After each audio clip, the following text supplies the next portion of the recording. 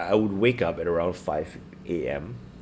And if I go back to sleep, I would experience a very good kind of sleep, deep sleep, between that time to around this time.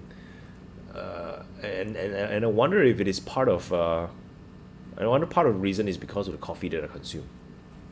Oh well, something for me to think about. Maybe it's time to cut back on the coffee again. Today I am feeling a little bit sorrowful and also fear as I am talking about this subject because of what happened yesterday. It wasn't a big deal. It wasn't a problem at all.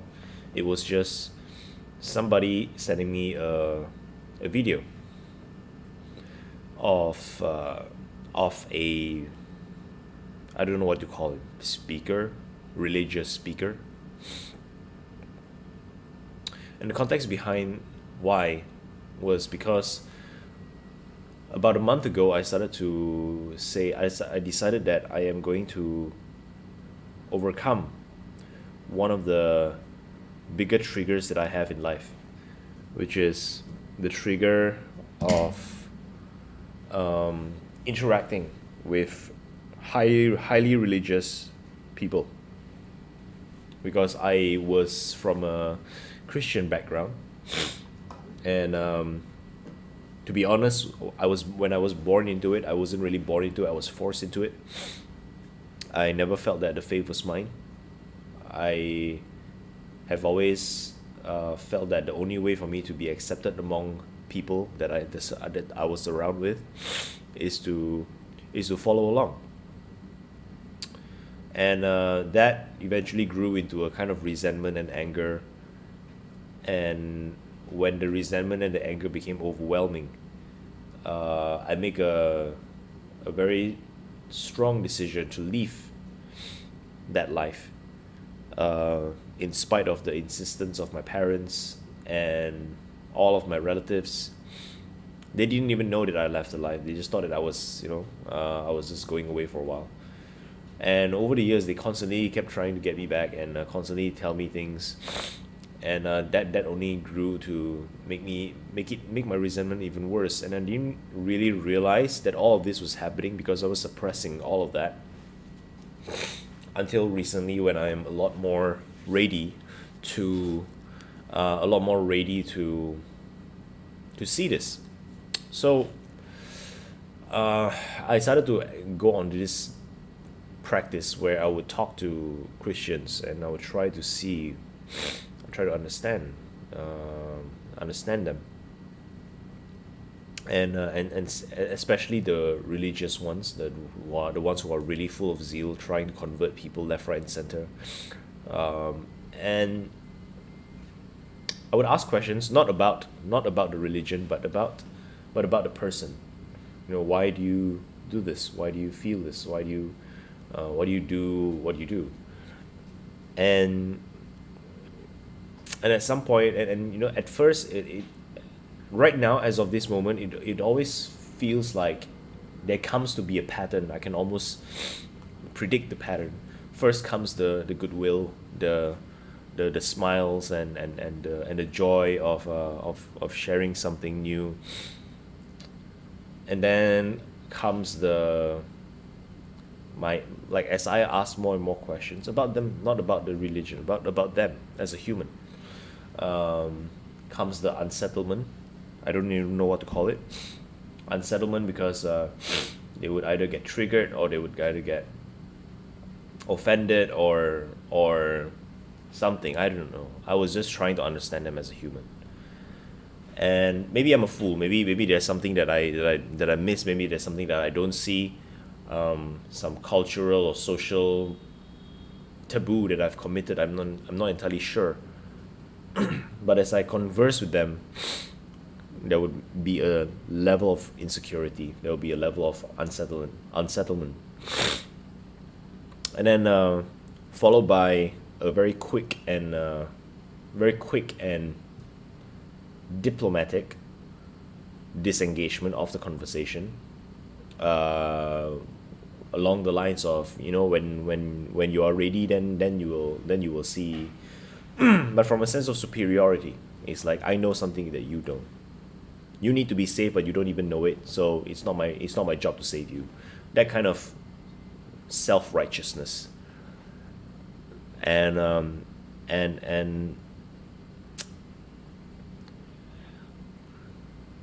followed by a quick sharing of some form of article, some form of videos, something. It's always just something. It's like, if I fail to answer, then okay, look at this article, look at this video, as though they will share something new and something fresh.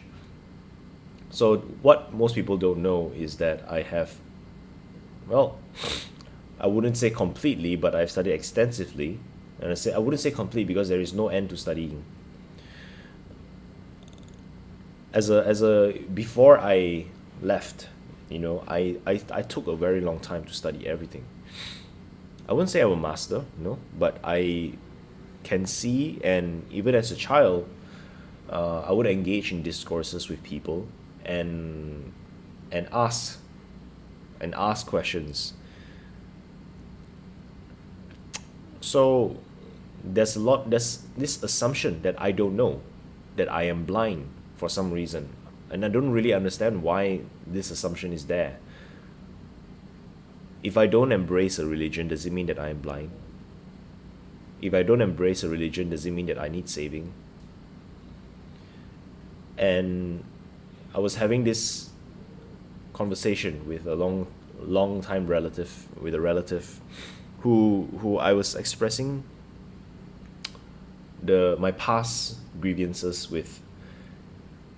And as I expressed all these things, he took sympathy towards me, and yesterday night he sent me this video again of a famous speaker. And this wasn't the first time someone sent me this video. This is the second time. And the first time someone sent me this video, the experience more or less the same with this new one.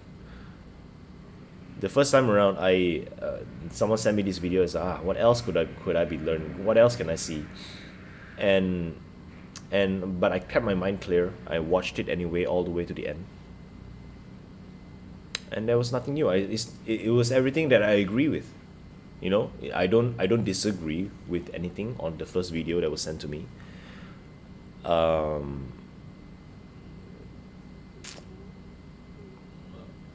It's like somebody saying, for me, the way it looks like, it's like somebody saying 2 + 2 = 5. And I'll be like, I understand what you think is 2 + 2 = 5, but here's what I see, and I may be wrong, but I see 2 + 2 = 4. And the other person will be like, no, 2 + 2 = 5. Here is this PhD with doctorate says this, 2 + 2 = 5. So it must be right. And in so many ways and in so many forms, it's constantly just repeating the same thing. And yesterday, once again, this speaker came about, and is a very well respected speaker, very respected, very honored, who recently died, passed away. And he was speaking in a stadium full of people.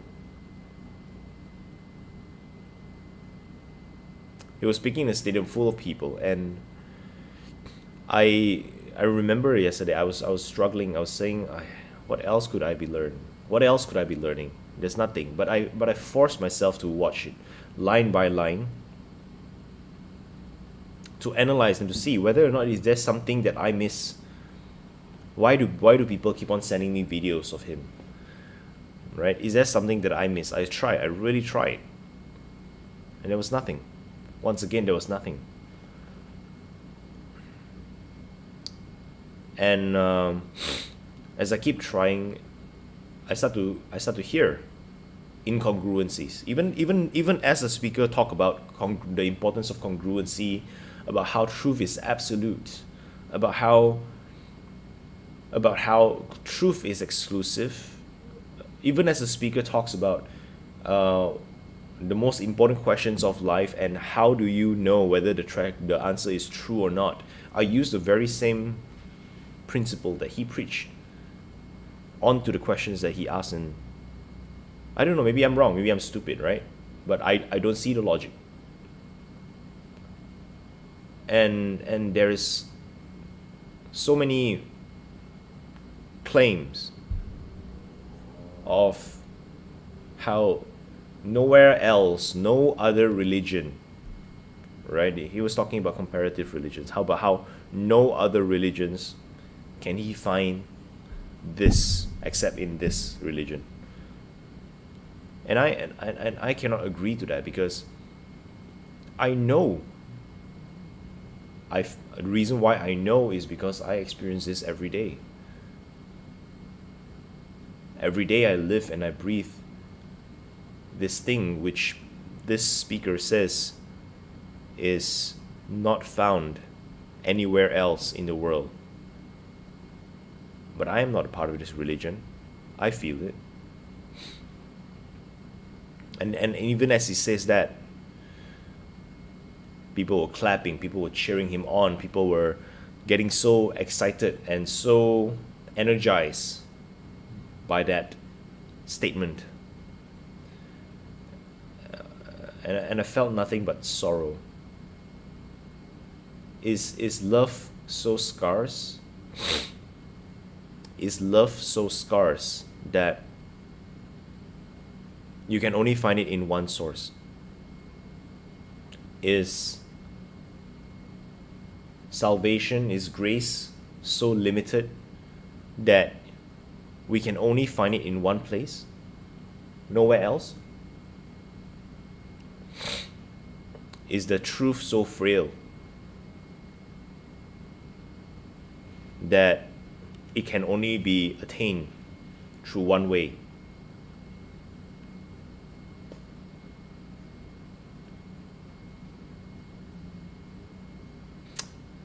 And I get a sense of the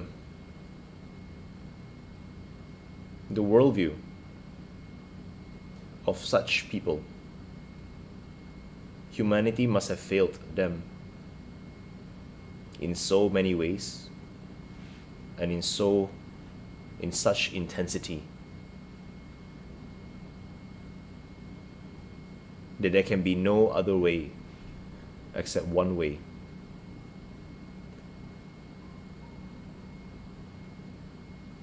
This speaker said that there is evil in everyone. He is absolutely convinced that there is evil in everyone. I don't think so. I think that the root of all evil is good. It is through the attachment of good. It is through the desire for good that evil manifests. All of the Reich, all of the wars, all of the conflicts is simply men's attempt at obtaining what they feel and what they find to be good for them. How can that be evil? So even as so many people sees the world through this lens, that there is only evil except in a certain place, I see that there is only light. And I'm confused. I'm confused why this light must be so scarce. I'm absolutely confused. And I do not know what to make of it.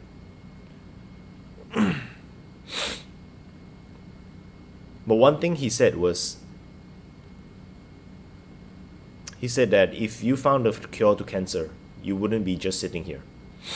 You would go out and you would do something about it. And I agree. But following this logic, If the whole world were to be spreading and preaching only one way, when there is infinite ways, when people are preaching dogma and absolutes, when it doesn't have to be a dogma or absolutes, wouldn't I be a rebel? Wouldn't I, if I were to do something about this, wouldn't I be taking on a certain kind of responsibility? That would be incredibly scary for me. So, do I want to do that? I'm not sure. I am not entirely sure. And in the first place, am I right? Am I even right in the first place? So far, all I know is I haven't yet been disproved. That's all I know. But it doesn't mean that I'm right.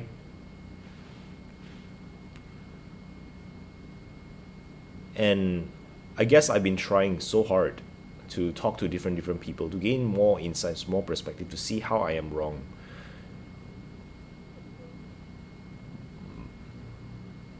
But it is somewhat disappointing to constantly put myself in that kind of, through that kind of treatment, and in the hopes of something new, and yet found absolutely nothing to give me an explanation why people are like that.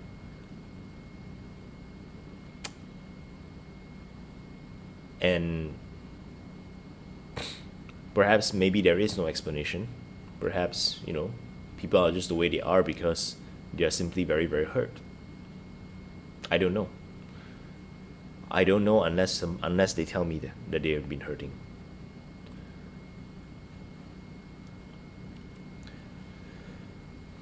Anyway, this is what I feel like sharing. I'm now entertaining the idea that maybe I should do something about this. Maybe I should do videos about the lectures, the most popular lectures on the planet by religious speakers who are full of beliefs, full of conclusions, full of, I would say, assumptions. Maybe I will use the exact words or the exact methods that they use to point out how incongruent all of this is. It will be definitely scary though. It's scary as shit. But maybe then I will find, from among all of the judges and critics and people who will hate me, some people who would actually have enough sense to show me where I'm wrong, or to show me certain things which is fresh at the very least, Maybe some answers will be found. I don't know. It's just, if I were to do that, and I'm not sure if it is smart or stupid, or does it even add value to people? Am I pointlessly shaking up the world of everybody? I don't know. Something for me to think about. Well, that's my journal for this morning. I will keep thinking about this, and I will see you guys soon. Good night. 6:45 p.m. for the next journal with me. And until then, stay safe, stay healthy, stay true. I'll see you soon.